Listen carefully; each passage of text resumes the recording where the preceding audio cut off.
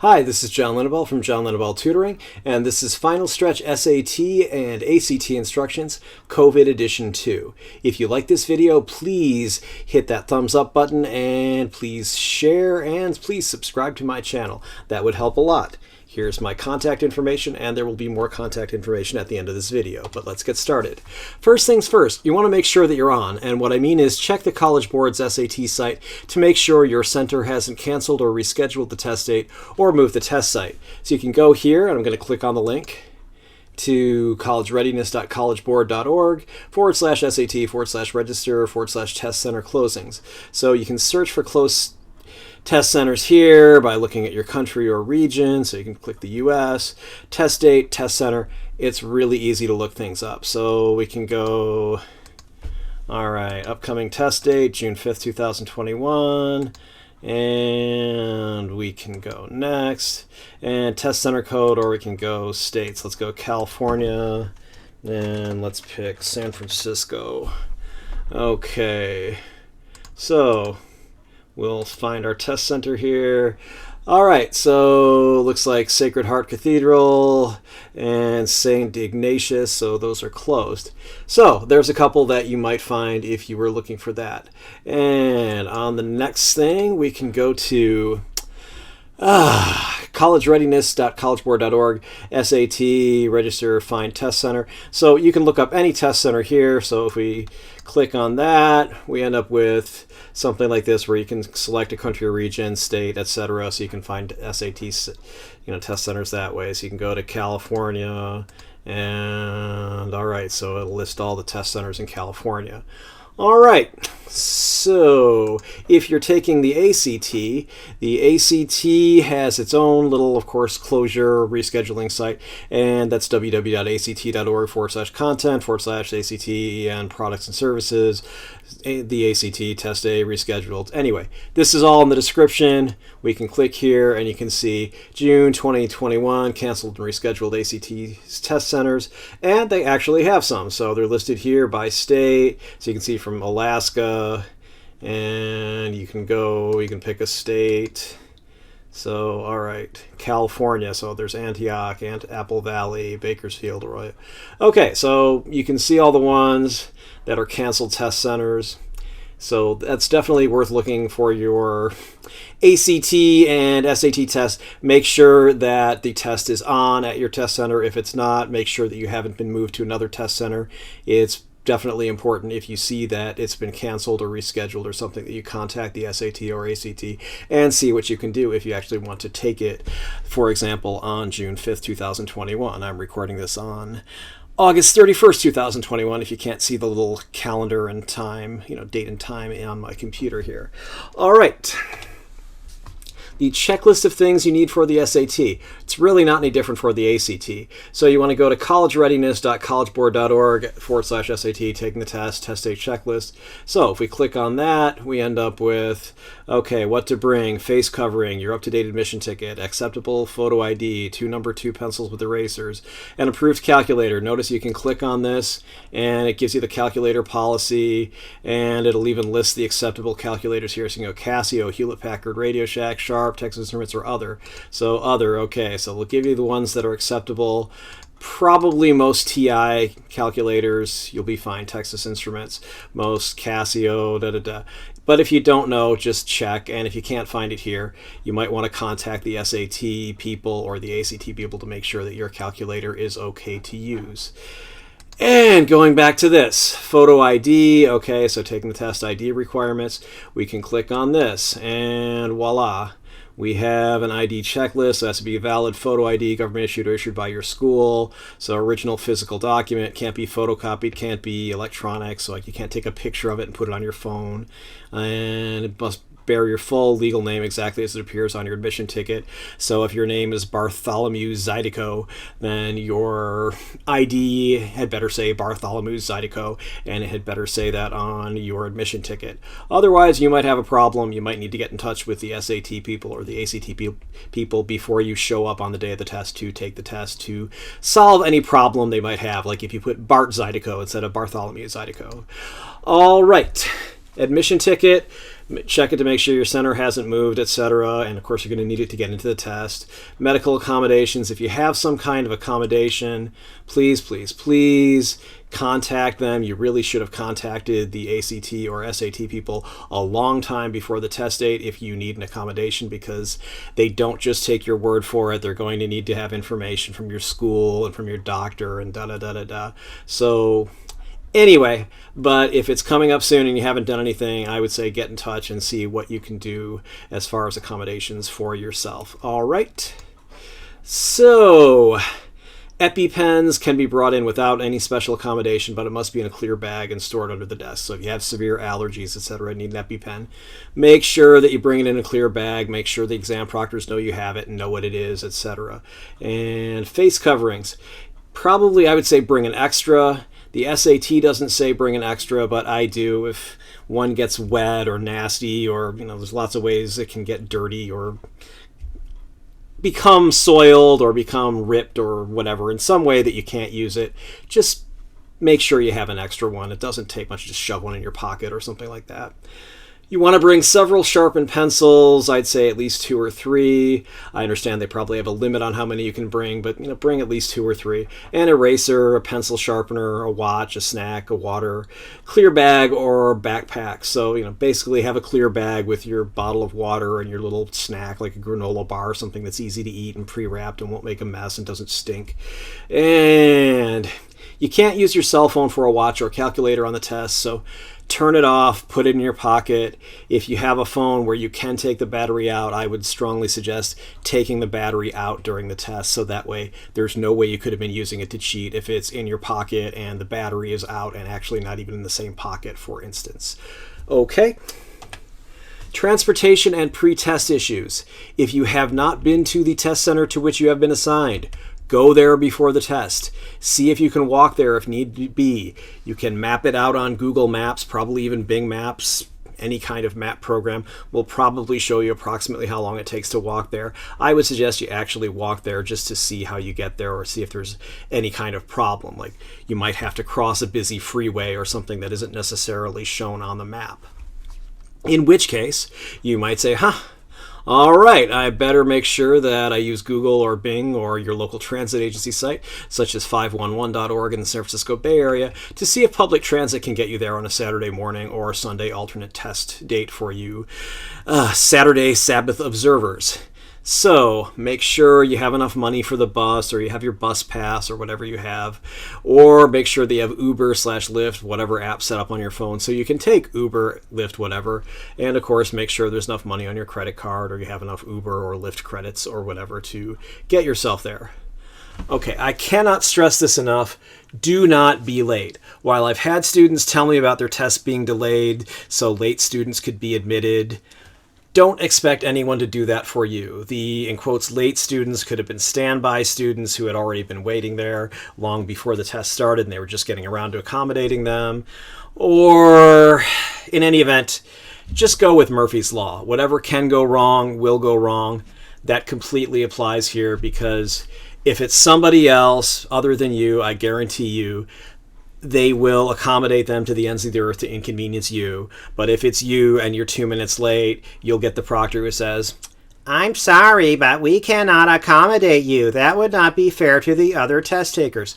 So just assume you have the world's worst luck. You are the least charming, least popular person, so any special favor you need will be denied, and any bad luck you can have will happen to you. Okay, that way, when it doesn't, you'll feel great, and if it does, hey, you're prepared. So, if you get there a half hour early, maybe you can go to a McDonald's or something like that, get yourself a little light breakfast. Don't overeat before the test. I know it's tempting to stress eat, but don't. Just have yourself something, a little Egg McMuffin, something like that. You want to eat something with some protein in it. You don't want to eat a whole lot of carbs. I wouldn't go have a donut, because you'll get that sugar rush, which will feel great, but then you'll get the sugar crash, and then you won't feel great, and you don't want to be really sluggish and crashing when you're in the middle of taking the SAT. That's no fun. I would rather eat nothing than eat a bunch of sugar and get a sugar crash during the SAT. So anyway, Go to the bathroom before the test time. You're not going to get any extra time if you need to use the bathroom during the test. And then you say, well, can I have 5 minutes? Because I had to go to the bathroom while the test section was going on during the time. They'll say, well, we can't do that because then we'd have to do it for everybody, and everybody at every test center around the world would also have to do that. And we don't do it in every test center, so we can't do it for you. So, it's the same as the first day of school when you went to kindergarten and you asked a teacher for something, like if you could bring in a little snack, and the teacher said, no, you can't bring in something unless you brought in enough for everybody. Or if I make an exception to that rule for you, then I have to make an exception for everybody, and there's a reason we have the rule, so no. So anyway, let's move on. Exam proctors are like umpires. Even when they're wrong, they're right. The exam proctor could make the dumbest call in the world, and guess what? They're still right until you get their decision overturned, maybe when you appeal it to the College Board or to American College Testing. So you can question their decisions, but if they insist on something, just assert yourself politely. You want to show them that what you want is part of the rules, or that you have an accommodation. It's a good idea to print out or bring a copy of whatever accommodation letter or email you have. If they won't let you use something you're not allowed to use, just note it and say, okay, can I get it in writing that I'm not allowed to use this from you, because I'm going to need this when I appeal to the College Board or to American College Testing. You should be an I need to talk to your manager, that name that begins with K and ends with N that everybody uses for the annoying let me talk to the manager type person.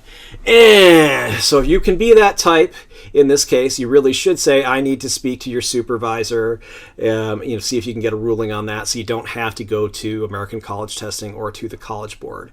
If you, in quotes, lose, you want to make a note and complain to the College Board. So that would be testcenter@info.collegeboard.org. So that's anything that happened at a test center that you know was wrong or you think was wrong. If you are taking the test and you think a question is ambiguous, that is, there's more than one right answer, or it's erroneous, then you definitely want to email satquestion@collegeboard.org. I remember when I was a teenager, there actually was a student who got a math problem right, but his answer, I should say, was in quotes a wrong answer. He actually made a 3D model for this geometry problem to show that he was right. And so everybody who took that SAT with that question on it had their score changed, either for the better or for the worse, because of this kid's questioning an erroneous SAT question. So you can make a difference. And in case you're wondering about ACT, let's go to ACT. So ACT questions, complaints, email.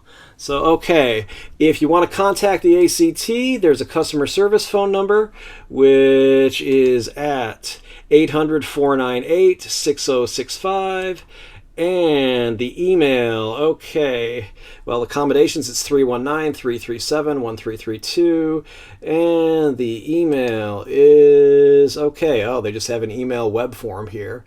So, okay, this is peedoffconsumer.com, so that's not the official one. Okay, so contact ACT. So let's see, customer support hours. All right, so they tell you it's 8 a.m. to 8 p.m. Central Time, test date hours, 6 a.m. to 11 a.m. So if it's a problem on the test date, you're going to have to do it between 6 and 11 Central Time. If you're on the West Coast like I am, that means really it's 4 a.m. to 9 a.m. Pacific Time. So, okay, there are things here, and all right. So student parent support for the SAT. So, all right, so they have a web form here, which is act.org, content, ACT/EN, products and services, the ACT, contact us. How can we help you? Select your issue. Okay, so ACT has a web form rather than an email. At least that's what I was able to find for you right here. So I will put that into the description below, and you will be able to contact them if you need to. Let's move on.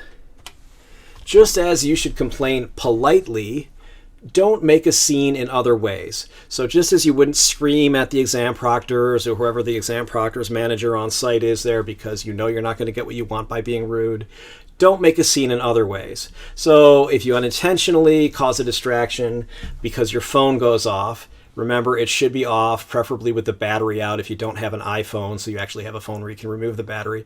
It should be off and out of sight in a pocket, a bag, etc. Don't answer it. Do whatever the proctor tells you to do, including leaving if they ask you to leave. The official SAT policy is that they will ask you to leave and confiscate your phone to make sure that you haven't done anything untoward. You know, what I mean is you haven't used your phone to cheat or take pictures of SAT questions, for example. They also won't be responsible if they lose or break your phone, which is why I told you to leave it at home in previous videos. And until the last video I made for COVID, the COVID Part 1, I didn't even know that, but here it is. Here's a link to the College Board's policy, SAT subject test, cell phones and electronic devices policy, the College Board. So you can click on that, and you can see right here.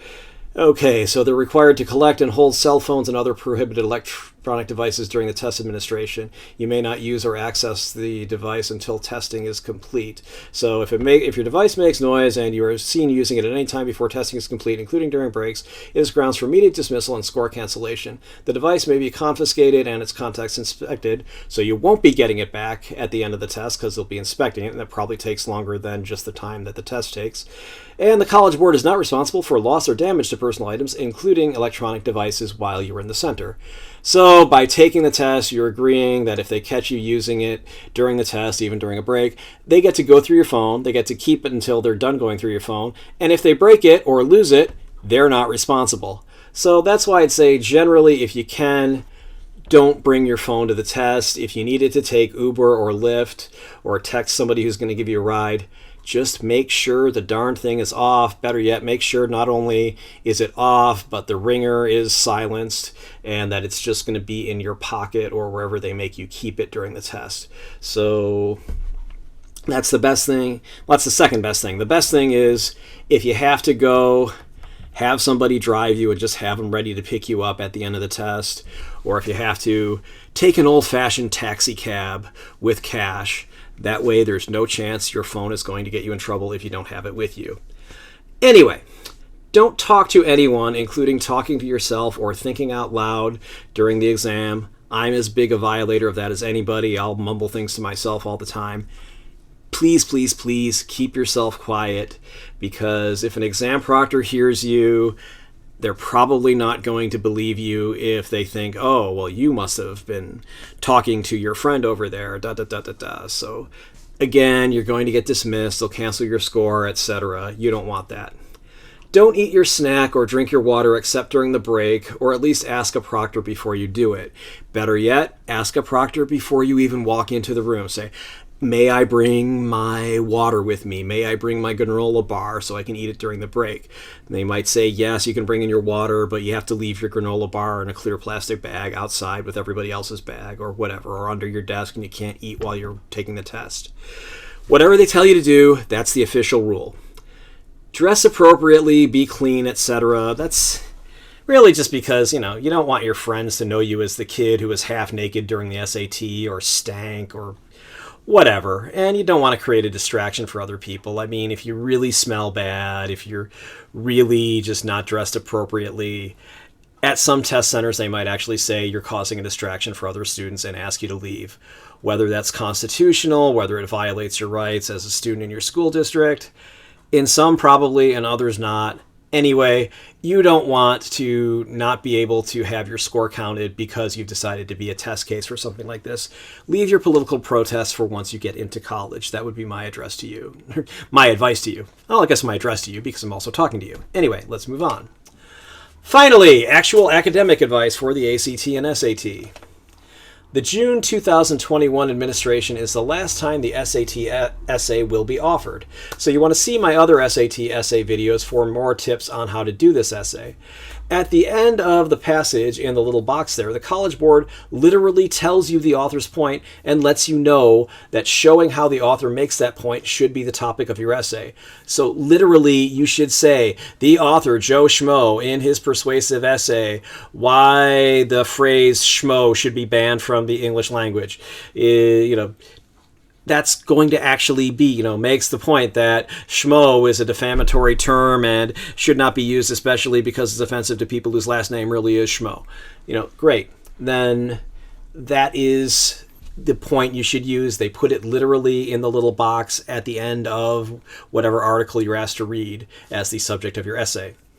So you should probably know that an essay written on some other topic will probably, and by probably I mean definitely, score a 0. Okay, if you don't write it on the newspaper article or editorial or magazine article or speech that they gave you, they're going to say, okay, you didn't follow the directions, you get a 0. An essay that merely agrees or disagrees with the author's point won't do too well either. I've had students who did that. I think the essay was about school uniforms, and this student was a typical fashionable teenager who was like, oh my God, I don't want to have to wear a school uniform. So she completely agreed with the ACLU's argument against school uniforms, but that's not the point. You have to address how the ACLU makes an argument for school uniforms, or in this case, against school uniforms, and what techniques the ACLU used. Or if you had somebody on the other side, how would they make the argument for school uniforms? So you see what I mean? Okay. So here they would have, write an essay in which you explain how, and then they would list the author, builds an argument to persuade his or her audience that Americans need to greatly reduce their reliance on air conditioning. Okay, so this is one of the old practice SAT things where I copied the thing. In your essay, analyze how the author uses one or more of the features listed in the box above, or features of your own choice, to strengthen the logic and persuasiveness of his argument.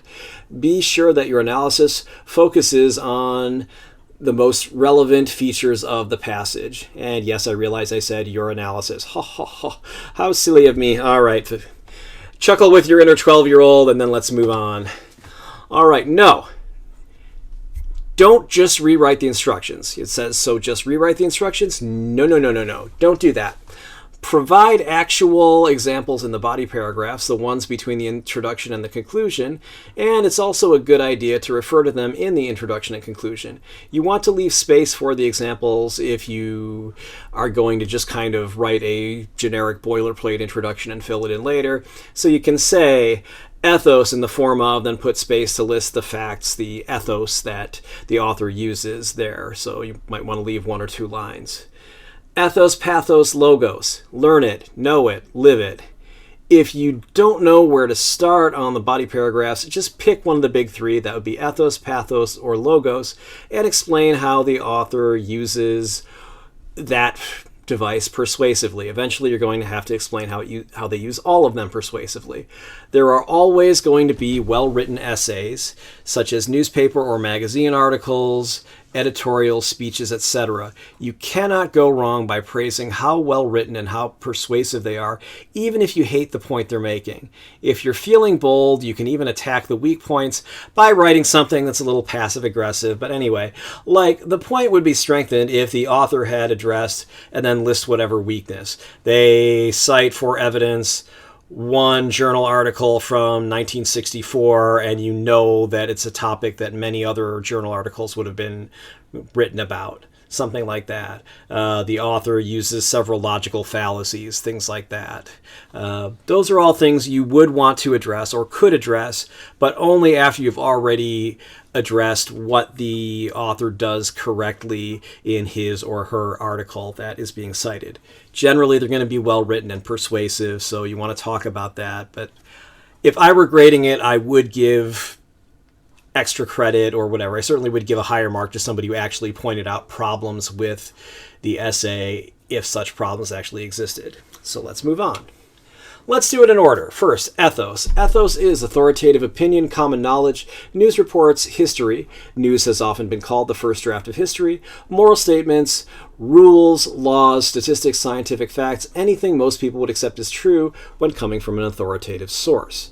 Surveys, scholarly journal articles, historical facts, common sense observations, recent events, scientific and mathematical principles, etc. are all ethos. So this would be credibility. These are facts that generally cannot be disputed by a reasonable person, or at least they're ones that reasonable people would rely upon. Sometimes people do attack each other's ethos, but that gets into a different ballpark here. As long as they cited something that's reasonable to use as evidence, you're good on ethos. Pathos, or pathos, I think it's pathos, generally appeals to emotions, so it's things like word choice, rhetorical tricks, techniques, and so on. So pathos means emotion. You can just think of pathetic. If something's really sad, it's pathetic. Something's just weak and small, and you think of someone as pathetic. That is pathos. It's appealing to emotions. But pathos doesn't have to appeal to sadness. It can appeal to happiness. It can appeal to patriotism. It can appeal to love. So anyway, word choice, rhetorical techniques, rhetorical tricks, basically make a big difference even if you're arguing the exact same facts. So you can think of the difference between describing the exact same piece of meat as, a delicious rare steak versus a bloody slab of dead cow. Even though arguably the same piece of meat would be the same thing, it's a rare steak, but a rare steak is actually a bloody slab of dead cow. But the person who is a steakhouse connoisseur would love to hear it addressed as a delicious rare steak, whereas a vegan PETA activist would call it a bloody slab of dead cow. So, logos is straight up logic. So usually the logic is very basic in these passages. Once you have facts, opinions, emotions, or morals that are ethos or pathos, we can apply logic to those facts, opinions, emotions, or morals to get a result. So if you believe something is wrong, then you shouldn't do it. That's just morality 101, right? So otherwise, if you do it, either you're a bad person or it's not really wrong. So you can apply the facts to that. Well, people say it's wrong, but they do it all the time. So either most people are really bad, or you know what, it's not really wrong. It's just something that people feel guilty about, but there's really no reason to feel guilty about it. That would be where you just use logos and then you apply the ethos and pathos to it to make your point.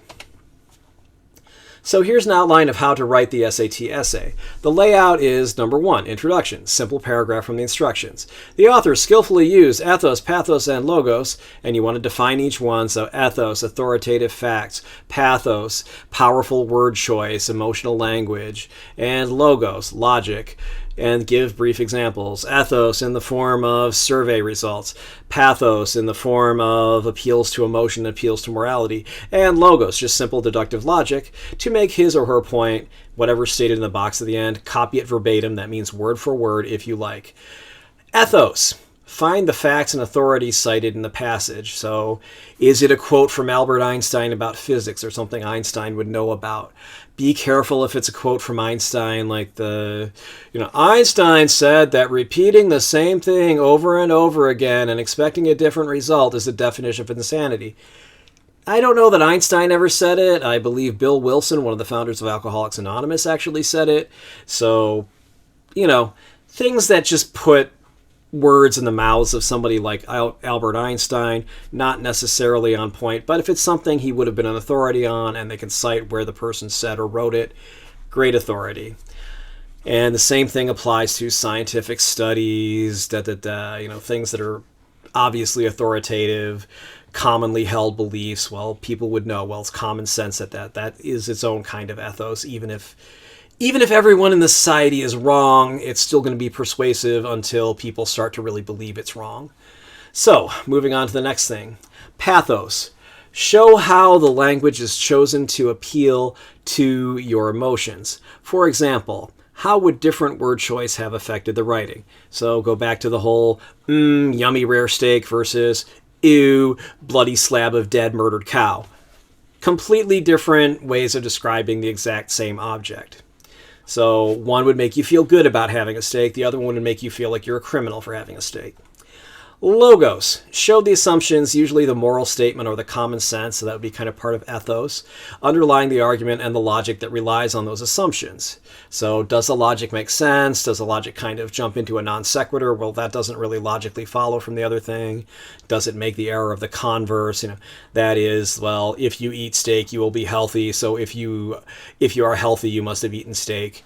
Well, no. You could be healthy and eat other food than steak, so that's the error of the converse. Conclusion. Rephrase the introduction about how the author competently used ethos, pathos, and logos, citing examples. Things to know for the math section. So you want to know how to grid in the grid in or student-produced response answers. You can see the free tests on the College Board site or whatever tests you have in your SAT review book. You want to know how to factor numbers for the no calculator section where you're not allowed to use a calculator. Please don't get caught using your calculator during that test because you're a sitting duck. I mean, if they see it on your desk or whatever, they're going to know that you're cheating or they'll just assume you're cheating. So do not get caught doing something stupid like that. Know how to factor numbers for the no calculator section, as I just said. It will make the math much easier. So, for example, let's say I needed to multiply 144 times 3/4. Well, okay, I can factor 144 to 12 times 12, which becomes 12 times 3 times 4, because 3 times 4 is 12. Hey, that's 12 times 3 times 4 times 3/4. So I go 4 times 3/4. Well, these 4's cancel out. I get 3. So 12 times 3 times 3. 12 times 3 is 36. 36 times 3 is 108. That's pretty easy. That's a lot easier than just going 144 times 3/4. Oh God, do I have to multiply 144 by 3 and then divide by 4? That's the dumb way to do it. All right. Know the information in the math facts box at the beginning of the math sections of the SATs. If you're taking the ACT, they don't have that little box, so you definitely should memorize the ones from the SAT because those are going to be basically the same facts you need for the SAT. You want to know the distance or work equals rate times time formula, so that's D equals RT or work or W equals RT. The other distance formula is the coordinate distance formula when you're dealing with an XY coordinate plane, or if you're dealing with the Cartesian coordinates, same thing.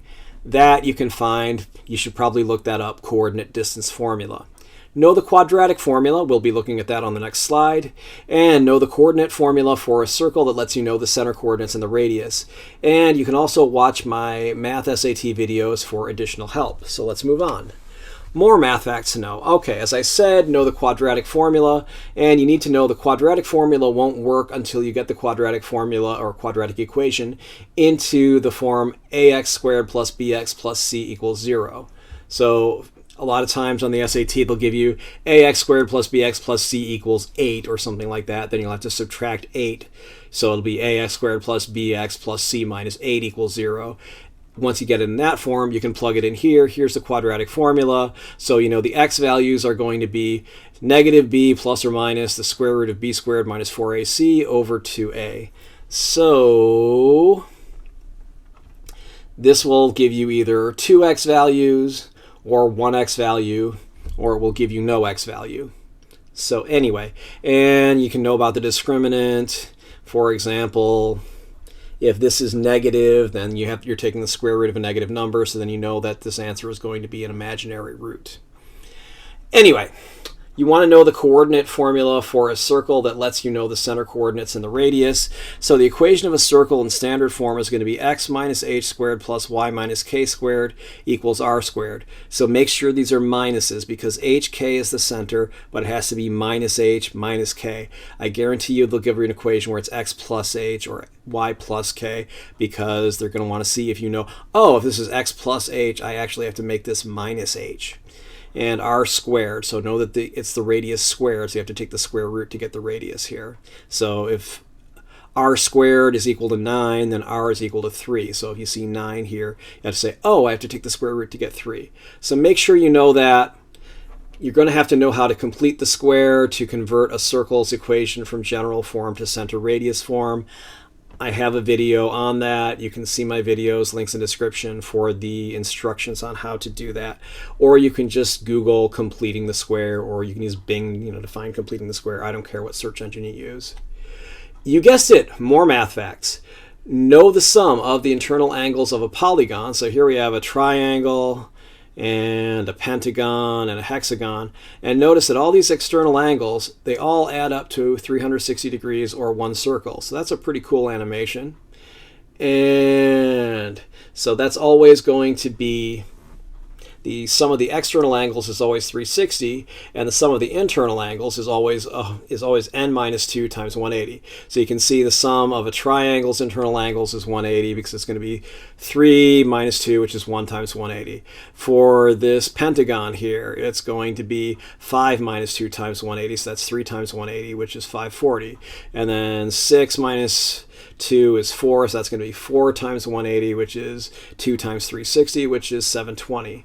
So if you know that, you can always figure out the sum of the internal angles as long as you know how many sides or how many vertices it has. Here's a hint, it's always the same. Notice triangle, 3 sides, 3 vertices. And a pentagon, 5 sides, 5 vertices. Hexagon, 6 sides, 6 vertices. We can see that. So that's something you should know. N minus 2 times 180, and know the sum of the external angles taken 1 per vertex is 360. You need to know right triangle trigonometry. So here we have a right triangle. Okay, you know the hypotenuse, h, has to be equal to the square root of x squared plus y squared. If you learn these as a, b, and c, that's fine. Just know that, in other ones this will be a, b, and c, but here they have x, y, and h. It doesn't make a difference. So sine, sine is going to be the opposite over the hypotenuse. So here it would be y over h. You probably know sine opposite over h, so, and then cosine is the adjacent over it, so it's going to be adjacent over hypotenuse, so ka, toa, then tangent is of course opposite over adjacent, so that would be y over x, so ka, toa, or you might know Oscar has a headache over algebra, just write sine, cosine, tangent, right, Oscar has a headache over algebra. Either way, however you know it, please make sure you know it for the test. And you should be able to look that up in your SAT review book, or look again at my videos on right triangle trigonometry, especially the ones that relate to the Barron's SAT review book. Okay, let's move on. Know how to multiply binomials to get quadratic equations, FOIL, and how to factor quadratic equations, which is reverse FOIL. The processes are the reverse of each other. Know how to use the distributive property to multiply numbers that are close to easy numbers. So 3 times 96 is kind of hard to multiply until you realize 96 is 100 minus 4, so 3 times 100 minus 4 is just going to be 300 minus 3 times 4, which is 300 minus 12, which is 288, so that's considerably easier. Know the properties of square roots, how to rationalize a denominator, and that would be if you have 1 over radical 2, then you have to multiply, is going to be equal to radical 2 over 2, and the way you get that is you just multiply by radical 2 over radical 2, so 1 times radical 2 is radical 2. Radical 2 times radical 2 is, of course, just going to be 2, because square root of 2 squared is 2, so you end up with 2 over 2, or sorry, radical 2, square root of 2 over 2. That's important because on the SAT, they usually want you to rationalize the denominator. That is, don't leave any radicals in the denominator, multiply by that radical over that radical, so the radical ends up in the numerator rather than the denominator. If you don't do that, you'll find that you won't be finding correct answers for some of these problems, so make sure that you know how to do that and you in fact do it. Even more math things to know. You want to know that the external angle corresponding to an internal angle of a triangle is equal to the sum of the other two internal angles. So what I'm talking about here is, okay, angle 1 plus 2 plus 3 equals 180. Therefore, angle 3 plus 1 plus 2 is 180. And notice that angle 4 and 3 make a straight line, so the sum of these two is 180. Well, okay, so 180 minus 3 has to be equal to 4. Notice that 180 minus 3 also has to be equal to 1 plus 2. Therefore, 1 plus 2 has to be equal to 4. Of course, I mean angle 1 plus angle 2 is angle 4, not that the number 1 plus the number 2 is 4. Ha ha ha. Anyway, so we know that the sum of these two angles, 1 and 2, is going to be exactly equal to 4 because both, 3 and 4 equals 180, and 1 plus 2 plus 3 also equals 180. Know the properties of arithmetic sequences and geometric sequences. Geometric sequences involve adding the same number to each additional term. So 3 plus 3 is 6, 6 plus 3 is 9, 9 plus 3 is 12, 12 plus 3 is 15, so that's arithmetic. Geometric, you're multiplying by the same constant. So you start with some number a as the first term. Then you multiply that by r. Then you multiply it by r again to get ar squared, ar cubed. So that's a geometric sequence. So you can look at my videos, and you can look up online, and you can look in your SAT review book what properties and what you need to know about arithmetic and geometric sequences. You want to know the powers of 2 from 2 to the 0, which is equal to 1, to 2 to the 10th, which is equal to 1024. That will help you on a lot of problems that involve powers of 2. You want to know the squares of 0, which is of course 0, and then through the square of 20, which is 400. Those will also help you a lot with Pythagorean theorem and just a lot of other kind of problems where you may not be allowed to use a calculator, or even if you do, you want to basically be able to estimate the answer so you know if your answer is reasonable or if you accidentally hit the wrong button on your calculator and should check it. The last math things you need to know mean, the arithmetic mean or average, median, and mode. You also need to know right triangle trigonometry, sine, cosine, tangent, and the side length ratios of 30, 60, 90, and 45, 45, 90 triangles. So remember, as we have already seen, so S-O-H, ka, C-A-H, toa, soka, toa. So if we have x, okay, the sine is the opposite over the hypotenuse, so, and then the cosine is the adjacent over the hypotenuse, so AH, so ka, cosine AH, soka, and then tangent is oa, so opposite over adjacent, so soka, toa. The difference of squares. A squared minus b squared is a plus b times a minus b. So a lot of times you'll see a squared minus b squared, or two really obvious perfect squares, let's say 25 minus 16. Then you'll say, oh, okay, well that's going to be 5 plus 4 times 5 minus 4. Why? Because I know that 25 is 5 squared and 16 is 4 squared. So that's going to be 5 plus 4 times 5 minus 4. So 5 plus 4 is 9, and 5 minus 4 is 1. Hey, that's 9, and 25 minus 16 is also 9. So if you know that, you'll be able to answer a lot of questions that you would not be able to answer nearly as quickly, or perhaps at all, if you didn't know the difference of squares, so please know that. Imaginary numbers, you want to be able to add, subtract, multiply using FOIL, and divide complex numbers using conjugate complex numbers and powers of I. So the powers of I thing, I'll let you look it up. It's just going to be I to the 213th power, or something that's really, really huge. What's that equal to? The secret is the powers of I repeat. You can find that in my earlier videos. You can also find that in your SAT review book. All right, the last things you need to know are some of the things we've just discussed on the last slide, such as the mean, median, and mode. Okay, the mean is just the arithmetic mean, which you probably know as the average. So we just add the numbers together, divide by how many numbers were added. So we have 3 plus 5 plus 5 plus 6 plus 8 plus 10 plus 12. Okay, if we get out our calculator, we can go 3 plus 5 plus 5 plus 6 plus 8 plus 10 plus 12. Okay, so that's 49. There's 7 numbers, so we divide by 7. Boom, we got 7. So median is going to be the middle number in a sequence. So what you have to do is write them all out, even if they repeat. So it's not just 3, 5, 6. It's 3, 5, 5, 6, 8, 10, 12. That's 7 numbers. So there's 3, 5, 5. That's the first 3. The fourth is 6, and then there's 3 after it, 8, 10, 12. So 6 is the median. That's the one that's right in the middle. And if it's an even number of numbers, then you just have to take the 2 in the middle. So let's say there was an 8th number, like 15 here. Then you'd have to go 3, 5, 5, 6. Okay, so I have to take the 4th and the 5th number and add it together. 6 plus 8 is 14. Take the average of that. 14 over 2 is 7. So then 7 would be the median if there were another number here, higher than that. It doesn't even have to be 15. Anyway.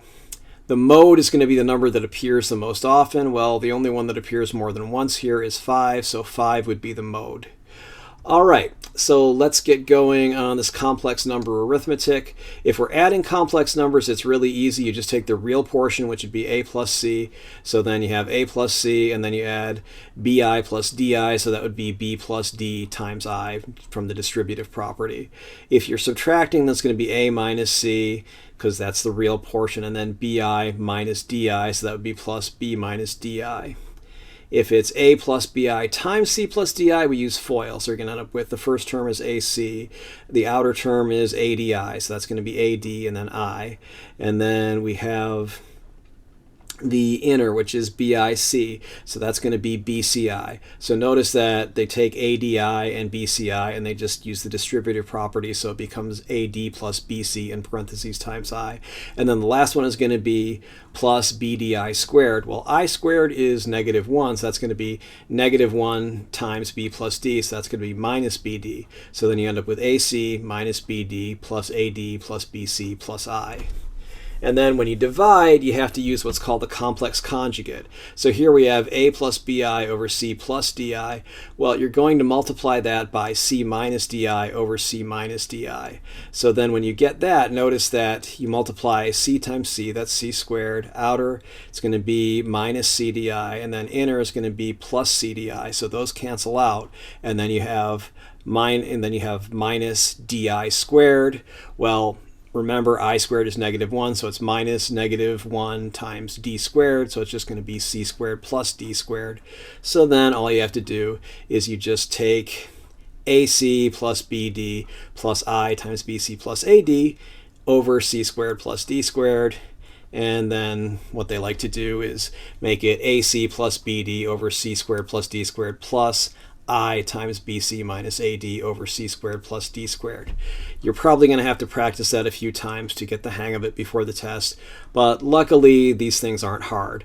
The adding and subtracting you should be able to do right away.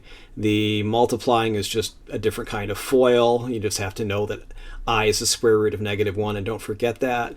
And then the dividing, it's just you have to know the complex conjugate. So if this is C plus DI, the conjugate is C minus DI. If it's C minus DI, the conjugate is C plus DI. Pretty easy, right? Reading strategies. You want to do the vocabulary and context questions first. Read the context, the surrounding words, maybe 3 or 4 lines up and down, whatever you need. They're usually the easiest. It's pretty easy to figure out from the context what they mean. And you want to read the little blurb before the main passage. So it's usually going to say, this was written by Oliver Walkingham, a British poet from 1536 or something like that. It may or may not have useful information about who wrote the passage. It could just say this is from a novel published in 1830 or something. But a lot of times it does. It might say this is published by the president of Exxon, or it might be published by the president of Greenpeace. If it's about oil, you can tell that the president of Greenpeace is going to have a very different opinion about oil exploration than the president of Exxon. So if you're not sure if someone's being sarcastic, but you know who the person is, well, think, okay, would somebody who's for the environment say, well, profits are so much more important than wildlife? No, you say, oh, I get it, he's being sarcastic, for example.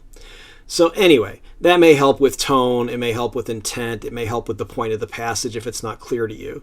You want to search for command of evidence. Those are questions that basically ask you the best evidence for the answer to the previous question is at, and it gives you some line numbers as the answers. So you want to mark the question right before that. You see the best evidence thing, go to the question right before that, mark it with a little smiley face, a star, or whatever. Whenever you see that, you'll say, oh, okay, answering this question, I have to mark where I actually find the answer, because if you don't, if you're like me, you will probably say, oh my God, I just was looking at the right answer. I know what it is. How come I can't find where it is in the passage now? It'll be like it disappeared. So that'll make it a lot easier. You just go to where your mark is, and then you will probably have just answered the command of evidence question. Certainly, if the evidence you marked in the text corresponds to line numbers that are an answer, that's the right answer. It might not always. They might have the same information in a different part of the passage, and you just got the information from the part that they don't list as an answer. Well, that's too bad. You're going to have to look for it. Anyway, but certainly you should always mark the command of evidence questions and make sure that you mark off where you get the answer to the question before the command of evidence question, so you get that right. Use tone words. So those are adverbs or adjectives to tell you what something was like, how something was done, etc., how something happened, when it happened, etc., to tell you what the author is implying but not stating directly. So if I say someone is brave and wonderful, obviously I have different feelings about it if I say they're cowardly and awful. You don't want to go too far astray from what is actually stated, though, to make an inference. So if somebody says, mines are like parachutes, they function only when open. That implies that being closed-minded inhibits learning and intelligent people should be open to new ideas. It doesn't mean that intelligent people should always assume other people's ideas are better than their own. That's going too far. Graphs, charts, etc. This is the it's the SAT's way of responding to the ACT science section. So either one, the ACT science section or a reading or writing section on the SAT, don't choose answers that cannot be directly answered from the graph or the chart. So for example, if a chart shows car braking distance increases with speed, but doesn't mention water on the brakes, the correct answer cannot possibly be braking distance increases when brakes are wet, or you should allow the car to slow naturally before stepping on the brake pedal in order to reduce wear and lengthen brake life. Both of those things are true, but the only point a chart would be trying to make is kinetic energy quadruples as you double the speed. So if you're at twice the speed, you need 4 times the braking distance roughly. So it doesn't figure into it whether the brakes are wet or not, or whether, how you should step on the brakes or not step on the brakes. That's not going to apply to that chart, even though both those statements are true. Facts are wrong if they're not in the graph. You want to, as I say, think like a meathead, and what I mean is very literally. If it's not in the passage and not in a graph, it doesn't exist, even if it's part of the work that's not excerpted for the passage. They do take these works, a lot of them from the classics, one, because they're not copyrighted and they don't have to pay for the rights. And for a less cynical reason is when you go to college, you will have to read some of the classics, and you probably already have for high school.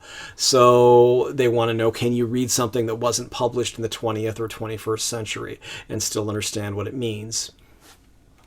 The bad part is if you went to a good high school, you may have read a lot of the more sophisticated, great works of the past. So you can say, hey, the autobiography of Frederick Douglass, I read this, I know what happens, but it's not in the part they excerpt. So if you have a sucker punch answer that's taken from a part of the book that isn't in the passage, it's still going to be wrong.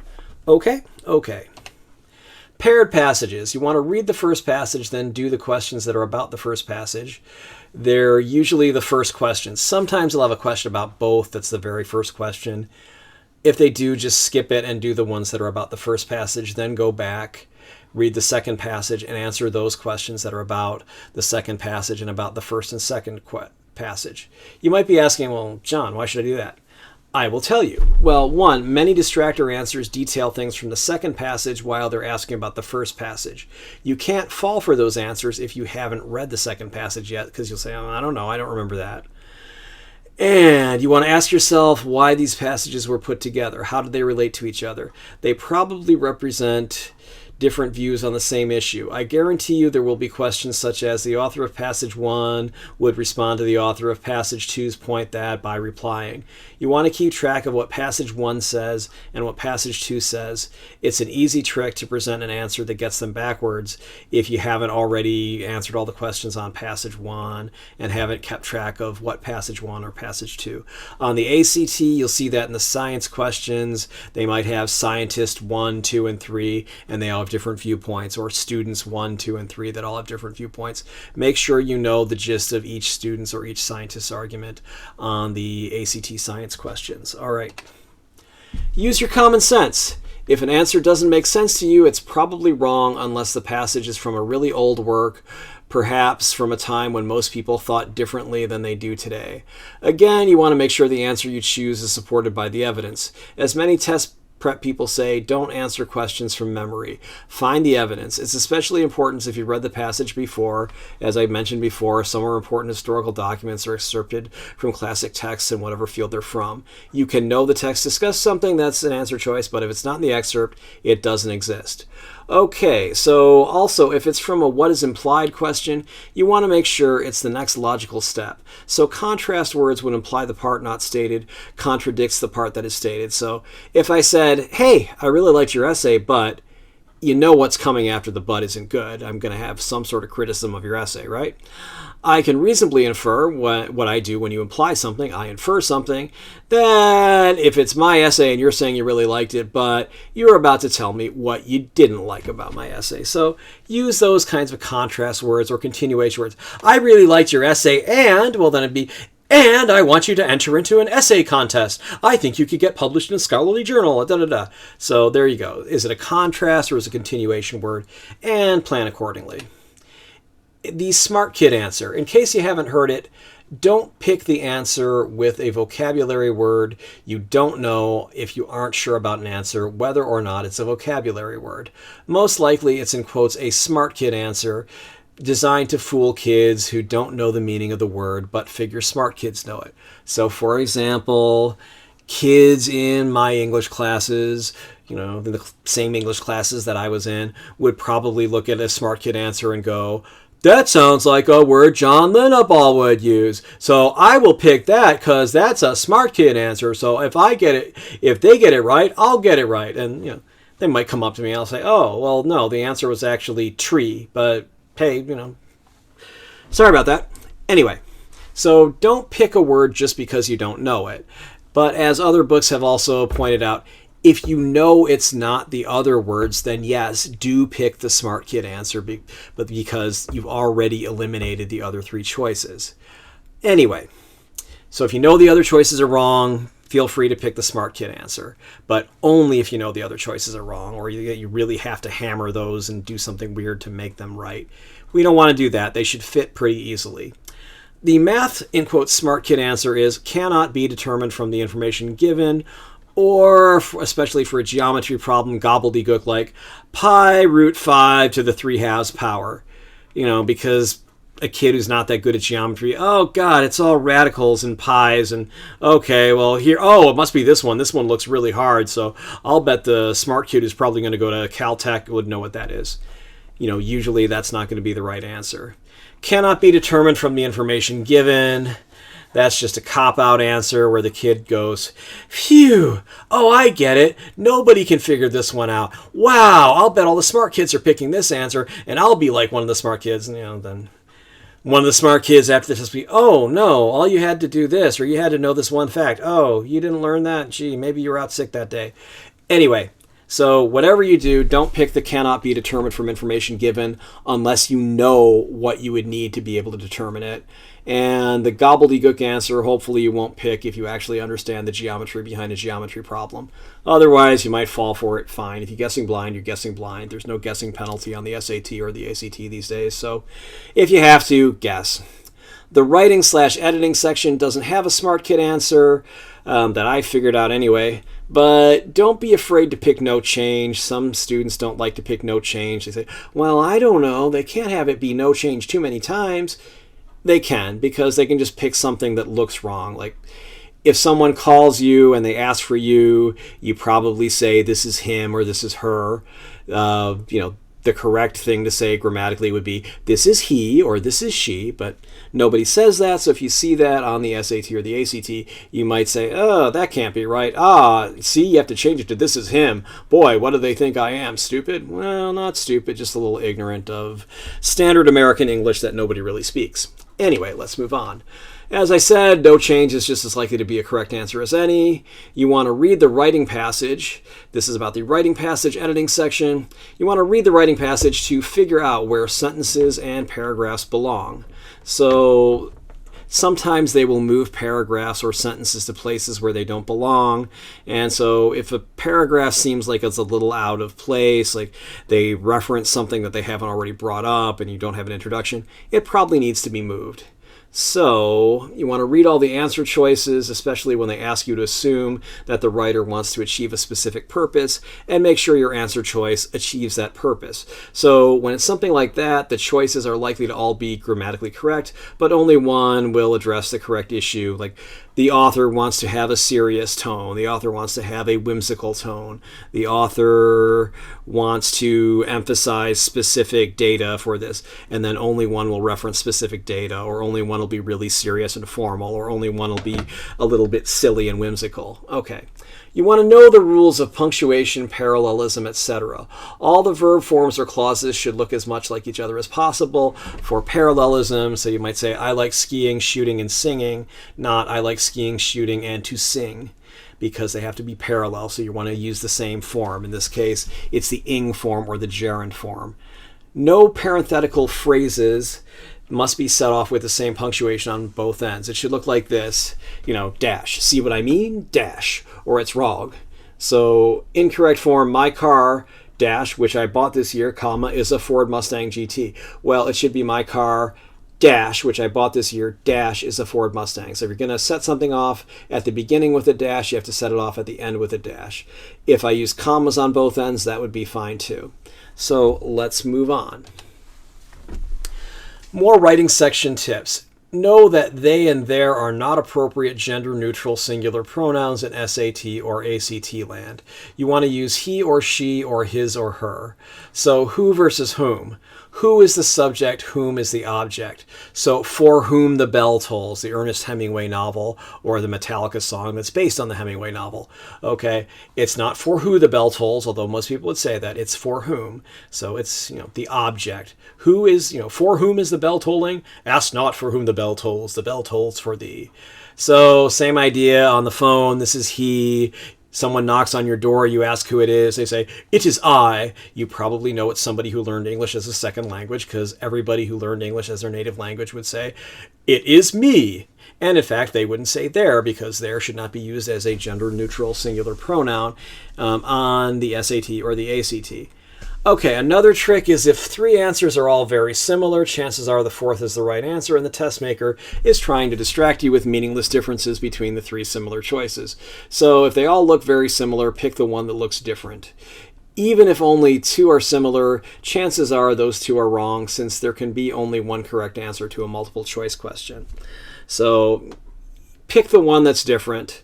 Don't pick between two that are very similar unless you can obviously see why one is wrong and one is right. Stop studying at a reasonable time. There are neurological reasons why you can only learn so much at one time. Cram studying is physically impossible. Literally, it's about your brain making a certain protein and things like that. I researched it a while back. I don't remember the exact nature of it, but it literally is just a function of your brain and synthesis of proteins and things like that, where you can only do so much at a time. You can't learn your entire course in one night. You can't learn everything about the SAT or ACT in one night. So all you'll learn from a pretest all-nighter is how tired you can be when taking the SAT or ACT. A little review the night before the test is about all that will help. So if you spend an hour or two, great. Study a little each night before the test and study a little the night before the test, and then just go to bed. Sweet dreams, you'll be fine. You want to treat the night before the test like the night before the first day of school when you were a little kid. You want to put all your things, your ID, admission ticket, calculator, extra batteries, EpiPen, whatever meds you're clear to use, your snack, your bottle of water, etc., in a clear plastic bag, and have your clothes ready for you to put on in a hurry in the morning. You want to go to bed early. Tonight's not going to be a fun night, the night before the test. However you define fun. Unless to you fun means getting lots of sleep, then fine, have all the fun you want. Okay. Did you find this video useful? Please like it and subscribe to this channel. Neither action costs you anything, and you'll be alerted about my new videos. Why do I care? Well, it's simple. YouTube doesn't let me share any ad revenue unless I have 1,000 subscribers and 4,000 hours of view time in a year. If you saw an ad during this video, please know that I didn't get any money from it, and won't until I have 1,000 subscribers and 4,000 hours of view time in a year. I don't have anywhere near 4,000 hours of watch time. I'm actually getting pretty close to 1,000 subscribers, even though it says I don't have anywhere near 1,000 subscribers. I'm pretty close, but hey, could you please put me over the top? That would be awesome. And for the same reasons, you're not only welcome, but encouraged to share links to this video, put it in playlists, etc. I'm always happy to read and respond to constructive criticism or suggestions for new videos. And I reserve the right to delete comments from and block those who specialize in destructive criticism. Trolls, or things that are off topic, spammers, disturbed people, etc. Thanks for watching. If you have a copyright issue, please contact me. I can't see how you would with this video, but hey, if you do, contact me. And if you want to contact me for any reason, you can go to Facebook, facebook.com/Lindenball Tutoring, all one word. Instagram, instagram.com/john.lindenball.tutoring. My phone number at my office at home is 415-986-7355. My cell phone number is 415-623-4251, and you can text me on that. I think that's at the beginning of this video. Anyway, email john@johnlindenball.com. Website is www.johnlindenball.com. You can also find me at testpreparation.locals.com. All right, so I hope you enjoyed this and have a nice day.